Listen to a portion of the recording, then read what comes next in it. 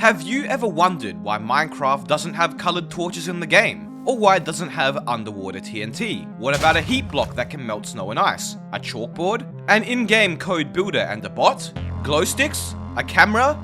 Balloons? What about every single element of the periodic table with confusing crafting recipes that made me feel like I was back in my first few days of playing Minecraft? Thank God for the wiki. Well, if for some reason you had ever wondered why any of these features never existed in Minecraft, start singing your praises because they do exist, not in Java, but in one of the most obscure versions of Minecraft, Education Edition. What is Education Edition, you may be asking, and how can I play it? Minecraft Education Edition is a version of the game designed for classroom use, released in late 2016. It was originally called Minecraft EDU, released back in November 2011. Mojang would acquire it in early 2016 and eventually released Minecraft Education Edition. Education Edition is based on Bedrock and only costs $5 a year. However, not everybody can just up and buy it. In order to be eligible, you have to be part of a school or academic institution with a specific email address. Luckily for me, my younger brother is still in school, so he could log in for me, but if you aren't as lucky, there are some alternative methods online. Anyways, Education Edition has some really cool features that no other version of Minecraft has. The first thing I immediately noticed was the fact that you can host your Minecraft world and let people join with a unique code.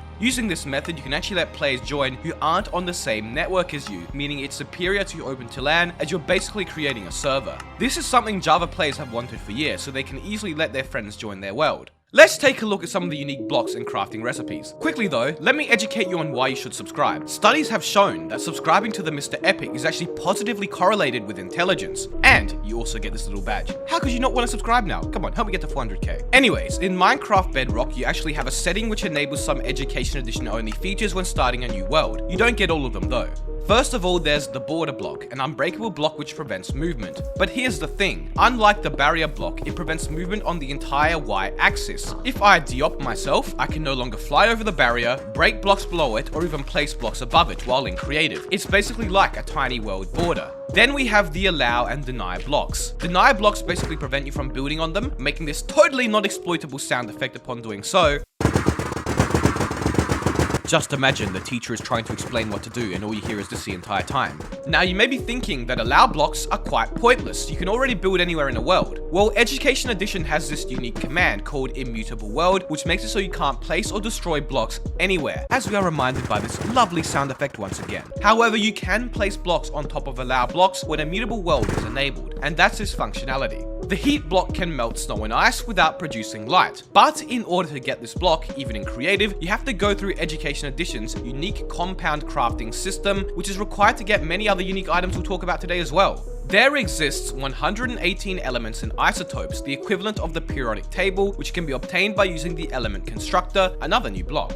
From here you can select a certain amount of protons, electrons, and neutrons. With the right combinations you can get elements. Thank God the wiki exists because I do not remember a single thing from high school chemistry. With these elements, which can also be placed with blocks, you can now use the compound creator, which can combine elements to make compounds. Once again, thank God for the wiki. Then you can combine multiple compounds, that's right, you often need more than one, with elements and other random crap in another new block known as the lab table and get garbage. That's right, it failed because I was in creative and didn't know I put an entire stack of the random materials I obtained in here, instead of just one. Goodbye your stacks of random stupid items you just spent 10 minutes reading the wiki about to obtain. Seriously though, once I put the correct amount of ingredients in, I finally got the heat block with this cool little animation. All that effort for this. Did I mention it only works within a 2-block radius?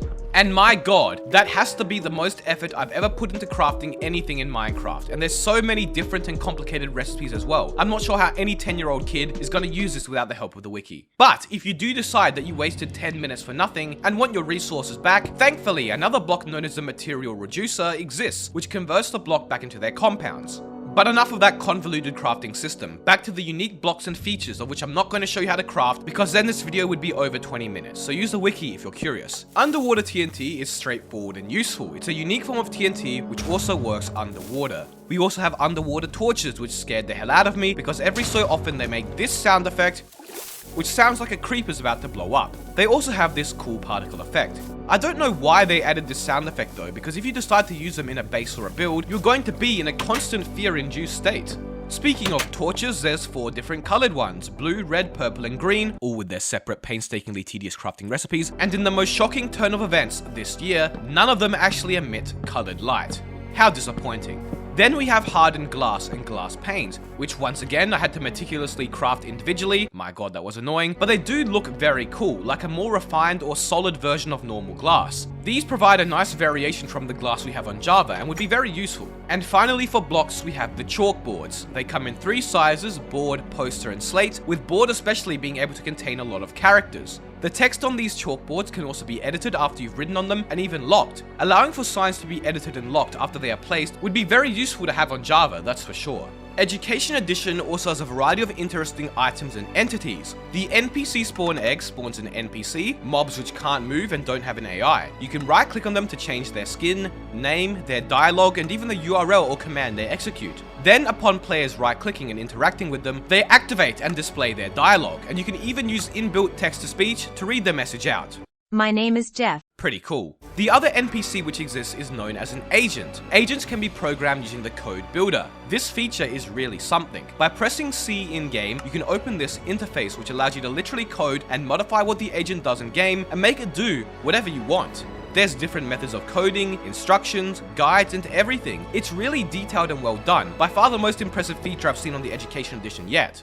Then there's also ice bombs. These projectiles, which when thrown, turn water into ice cubes, like so. These are really fun to use, and you can make some interesting water features doing so. Super fertilizer is like an upgraded form of bone meal. It grows more flowers in a larger area on grass, makes crops grow entirely in one go, and one-shot saplings. Using the brewing stand, you can also craft 4 types of medicine, which cure specific potion effects. Antidotes cure poison, elixir is used to cure weakness, eye drops cure blindness, if only it worked like that in real life, and tonic cures nausea. Sparklers also exist in Education Edition in 5 different colors, including purple, orange, red, blue, and green, and can be activated by holding right click. They do have durability though and aren't infinite. They also disappointingly don't emit light, so you can't go running through a cave with them. But surely you can with glow sticks. These are a massive pain to craft due to the number of compounds required, and no surprises, they don't even emit light either, instead looking just like a Roblox lightsaber. Seriously, neither sparklers or glow sticks emit light? Such a missed opportunity here. Next for items we have balloons, which are the most entertaining yet. After another laborious crafting session, which I stuffed up and had to recraft the compounds anyways, I finally got to mess around with them. You can attach balloons to walls or fences and they remain like so, but then if you attach them to mobs, they enter the atmosphere and eventually despawn. Some mobs move faster than others, with chickens rocketing up into the air, whereas iron golems take a more scenic trip. Here's a list of all the possible mobs which the balloon can attach to, most of which are faster than flying. And finally, for unique items, we have the camera. I talked about this in last week's video, so I'll be quick. With the camera, you can right click and take pictures like so, selfies included, or you can place the camera down and activate it. You can access the pictures you've taken in the portfolio, where you can name the pictures, export them, and convert them into holdable items. You can then place the pictures in item frames, meaning you can hang them up around your base like map art, and you can also add pictures to books and even export the book as a PDF onto your computer. It's a really cool feature with lots of potential. I would love to hang pictures up at my base in Java Edition.